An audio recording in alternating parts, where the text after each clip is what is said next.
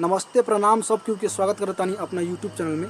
आज हमें गाना गावे वाला बानी जवना गाना के टाइटल बा नजर डाली ए भोले बाबा नजर डाली। और ये गाना के सुनी और लास्ट में कमेंट में लिखब नेक्स्ट कौन गाना हमसे सुने के चाहतानी। और चैनल पे नया बंद प्लीज सब्सक्राइब करी और भाई की ढेर सारा प्यार और आशीर्वाद दी। जल नाही ढारेला मांगेला फल, ऐसे समस्या के होई न हल। जल नाही ढारेला मांगेला फल, ऐसे समस्या के होई न हल।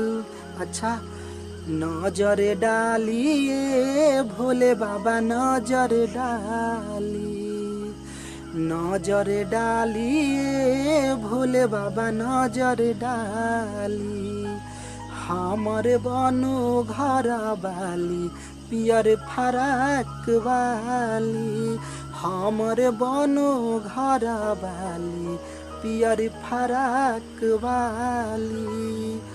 जल नहीं ढारेला मांगेला फल, ऐसे समस्या के होई न हल।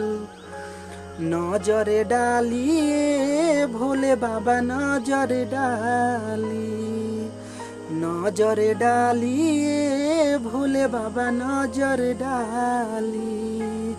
हमर बनो घर वाली पियर फराक वाली, हमर बनो घर वाली पियर फराक वाली।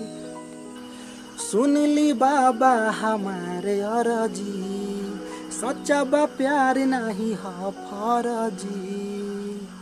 सुनली बाबा हमारे अरजी, सच्चा बा प्यार नहीं है फरजी। सुध क के मन होला गा के चंदन जल ढारल कर। शिव के भगत बन लागी नहीं डर दियरी जारल कर।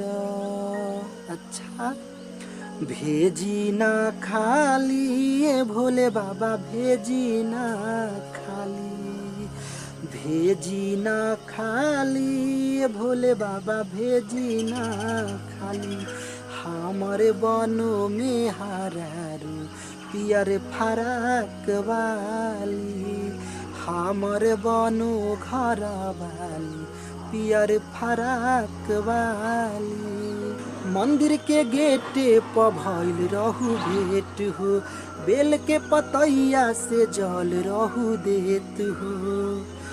मंदिर के गेट पर भइल रहू भेट हो, बेल के पतैया से जल रहू देत हो।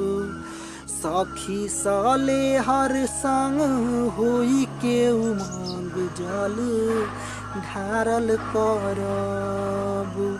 विवेक परमोद हम तोहरे लाय सोयब सो मारी करब।